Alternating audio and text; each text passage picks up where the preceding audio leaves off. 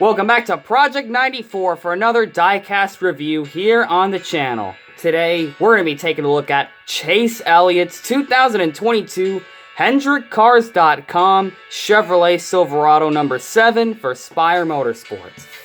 And yeah, that's right, folks. Chase Elliott has a truck release. Finally, another truck release for Chase Elliott. And yeah, I got a lot of trucks of Chase Elliott that I've collected, so this is definitely going to be a good one to look at right here. This is the HendrickCars.com livery on the truck, and this is going to be another one of the brand new Silverado mold slash decal. It's more of a decal thing for the 164s, but the actual truck is a new mold. So we're going to take a look at this one. This truck ran in the Bristol Dirt Race for Chase Elliott. So this was Chase Elliott's race date. And the only thing that changes from truck to truck, driver to driver, is the little contingency sponsors, which is going to be on the bed and the quarter panels of the truck. That is pretty much the only thing that I've seen change from truck to truck. Oh yeah, and of course, different drivers may have different paint finishes, because I remember one of the trucks was matte. I think that was William Byron's win was a matte truck. I might have to double check. I think the Bowman too was also matte. So I'm not sure if this diecast is actually accurate or not. I have to go back and see what finish the Chase Elliott truck was on, because that looked matte too. So maybe this was actually supposed to be a matte truck, but they did it in gloss, guys.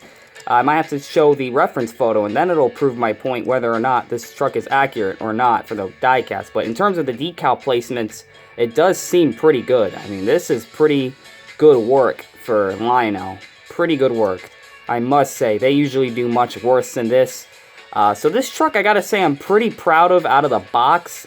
We might catch a few errors like we usually do with the Lionel cars and trucks.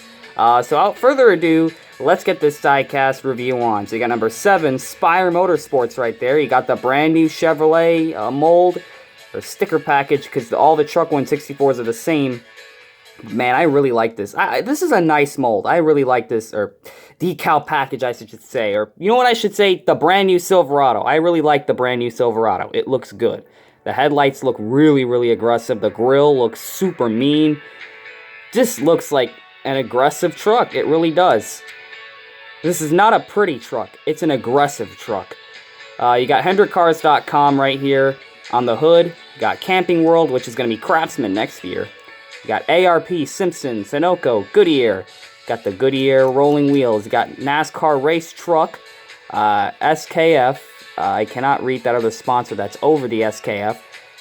NASCAR Camping World Truck Series, Cosmetic, Holly EFI, Tilton, and what does that last one say? I really cannot read that one. Is that a Hooters logo on that? No, I don't know what that is. I really can't read it. Oh well. You have Chase Elliott up there. You have, oh my god, more of these small sponsors. You got Chevrolet, whatever that one is underneath the Chevy. You got FOE, and it looks like the Wix logo. And what is that other sponsor that's under there? Really cannot read it. It says like MS something down there. Yeah, MS something right there. I really cannot read that. If I was reviewing this digitally and I was able to zoom in and all that, you'd probably be able to read those a lot better. You got number 7, HendrickCars.com. Got Napa. Got HendrickCars.com on the back. You got Silverado, RST, number 7, the little license plate for the Chevrolet trucks. Of course, you got Napa on the deck lid. You got Elliott, and of course the little brake light and the number 7 on the roof. And as for the paint scheme itself, or we'll just start out with numbers like we usually do.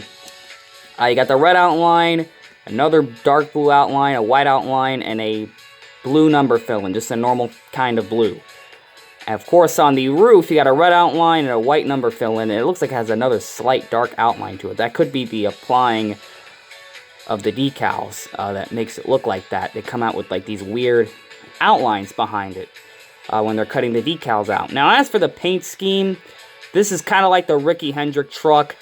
As such, with the Cup and Xfinity versions of this paint scheme, which, you know what, I might as well go in and show those, because really, there's not that much difference. There isn't that much of a difference between the truck, the Xfinity, and the Cup car, other than they're on completely different molds, and things might wrap on a little bit differently. For instance, the spikes of the HendrickCars.com in the front with the white and red are a little bit longer to fill in those spaces of the fenders. The left front and the right front. The front quarters of it are filled in with that red and white spike right there. It's a lot longer than the other ones. It actually touches all the way to the edges of the hood, or the middle edges of the hood, really close to the Goodyear, which is slightly different from the others. We will show that off later, and of course the deck lid is so big, the bed of the truck. We're talking about trucks. Trucks have beds, not deck lids. They have a giant bed in the back, so you're going to see much more blue. The normal cars just had white back there, so they actually filled it in for the truck to make it different. And of course, the back is going to be all blue, just like the Cup and Xfinity, which we will bring in. The swoosh stayed on this truck, the same red and white swoosh. You got another little spike behind the contingency sponsors. And of course, because there are not a lot of contingencies on the truck, you could actually see the contingencies. God, what am I saying? Because there are a lot of contingencies, you can barely see the spike that's behind it. Unlike the other ones, which is the Cup and Xfinity. You're going to see it a lot better on those. You're actually going to have a better time seeing it than on here. And of course, the swoosh is slightly different in the way that it's arranged on the truck. It's this exact same, but there are a little bit of differences to it just to make it like a bit more wider. Right, like, because the truck is much wider, so they gotta, like, spread out all this to be wider as a result. We're gonna compare that right now, actually. So we're gonna first compare it to the Xfinity Series car. And as you guys can tell, it is the exact same paint scheme, but they were able to make it fit onto the truck. They just had to make everything a bit wider to fit on, compared to the Xfinity Series car. You guys let me know which one is better, the Xfinity or the truck. As you can tell, the truck... Let's see who has the bigger spikes. Well, they're almost the same size, but I feel like they're a little bigger on the truck. The little front, the front spikes right there. And if you look at this one, yeah, this is exactly what I was stating before. That little red spike right there can be seen a lot better on the Xfinity and Cup. Mainly the Xfinity compared to the truck right here. Look at how covered up that is. Like, all that is covered up with contingencies, sponsors on that. As you can tell. No hiring technicians because those are Larson contingencies.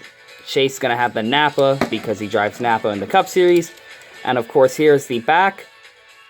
The deck lid is going to be white on the Larson, whereas on the truck, it's just going to be the all blue bed. Giant blue bed. And of course, the roofs are going to be almost the same. Just different size because of the mold and all. Here is the Cup version. And you guys can tell, you could see that red spike from before. You could see more of it, but some of it is still covered up by that NASCAR Cup Series logo right there. I mean, that truck is full of contingencies still, somehow. And you guys can see, just comparing these two, took pretty good care of the Cup Series car. It's like that, it's in good enough shape to be compared to these. As you guys can tell, the exact scheme. Just a little bit different in proportions because of the mold of the truck. That's really it. And the number placement, of course.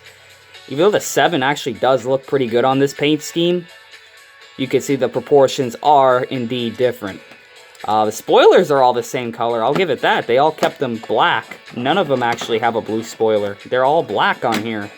I can zoom in and show you guys that. Each and every one of these is going to have the black spoilers. So the same for the Cup, the same for the Xfinity, and the same for the truck. So a really nice threesome of cars right here. Really, really cool to see that. This Chase Elliott truck, though, I really like it. More than it's just a Chase Elliott truck. I like this more for the fact that the Hendrick paint scheme is back on a truck. Really reminds me of Ricky Hendrick when I was watching some old 2001 footage and just old truck races. This truck was always running to the front because Rick Hendrick was one of those drivers. As you guys can tell, the way it looks on the number 7 is just awesome. Chase Elliott is now driving for a different truck team. I don't remember the name of the team. I'll have to put that out there at some point. But Corey LaJoie got to drive truck number 7 in the Daytona truck race, and Chase Elliott was running the 35. But as you can tell, this is last year's truck. I highly doubt he comes back to Spire this year in this truck. Maybe he does, maybe he doesn't, who knows? And if he does, it might be this exact same diecast, so why would I rebuy it again to update it? But this is a really, really cool paint scheme. It looks really nice on the truck, honestly. You can even see the mechanics wear, what do you have, that Circle B diecast, and whatever's in the middle that I cannot read right there. Yeah, even the contingencies actually match. They actually match the color of the scheme, so that's really cool. You will notice that for sure. I mean, the other ones don't have anything under there, so that's another difference that I have to point out. See, no contingencies on that lower body right there. Same with this one here, because it's all covered up with the carbon fiber side skirts. But that's really all there is with this truck. So we got a 360 view of it. Here's the front of the truck. Here's the hood. Here's the right side. Here's the back. Here's the deck lid. Here's the roof. And the left side of the truck and the chassis. And that is going to be it for Chase Elliott's HendrickCars.com truck. Should have put HendrickTrucks.com. Maybe that would have been even cooler for this. But of course, it's still Hendrick Cars. So you got to leave it on there. But man, it looks so good on this new Chevy mold here. I really like how the front of these new Chevys look. So the 164 is going to be really fun to collect for the trucks, Chevys. The Toyotas and Fords appear to have a whole different, of course they're going to be updated. They just updated the Toyota Tundra, which is the most different. The Ford is kind of different, but of course the sticker package will probably make it look a lot less different because all these trucks are on the same mold. But I like this truck. As a Chase Elliott fan, I'm glad to have it, of course. It's yet another Chase Elliott diecast to the collection. And technically, this 88 one here, too, could be a Chase Elliott because he did drive this at Darlington. But they only made the Larson version with Larson's name on it, so I was like, we're stuck getting the Larson one. But hey, at least we got a Chase Elliott for the truck. Would have been also pretty cool to get the William Byron truck win. That would have been cool to get. I don't know if it's too late to get that or not, but you know, to transform this diecast into a William Byron, really all they would have to change is what? The contingency sponsors and the name? And then give it like raced up details and a matte clear coat? Definitely that would easily be like a Little Wrangler 3 custom, or someone who does customs can easily pull that one out. Just gotta do a little bit of work, custom work, unless Lionel actually does make it. I remember there was going to be a raced version of this Chase Elliott truck from the dirt. I don't know if it's getting made. I don't know if I would really get it because I already have this one. So it's like, if you want to get this truck, it is available. I don't know for how long, but you know, it's a really, really cool truck to have if you don't already have a Chase Elliott truck. This is definitely one you can get. There's a lot of other Chase Elliott trucks out there. My favorite one of the Chase Elliott trucks, I gotta say, is that iRacing Charlotte one from 2020. That was a cool truck. But that's going to be it for the video. We're going to wrap it up by putting all 3 of the Hendricks together. That pretty much wraps up the reviews of these Hendrick vehicles right here. I've reviewed them all. The Cup car was reviewed on my cousin's channel, Action 46 Network. This Larson one was one of the more, it's kind of one of the early on videos, towards the middle cycle of videos. This was one of them. And of course now the Chase Elliott truck. So we're really excited about that. And stay tuned for more Chase Elliott diecasts. I know I just have not had the time at all to review all these Chase Elliott diecasts because I had to use them for the Flash Racing Cup Series, which is the diecast series that I have. But I do have good news. We're going to review some more Chase Elliott diecasts. Stay tuned for this one. This is going to be a cool one to check out. So this fan design one, yeah, that's going to be a fun review to do on that one. So thank you all for checking out this diecast review. Comment, like, and subscribe, and we will see you guys in the next diecast review. And always remember to make sure you know what you're doing when you're putting decals on your diecasts.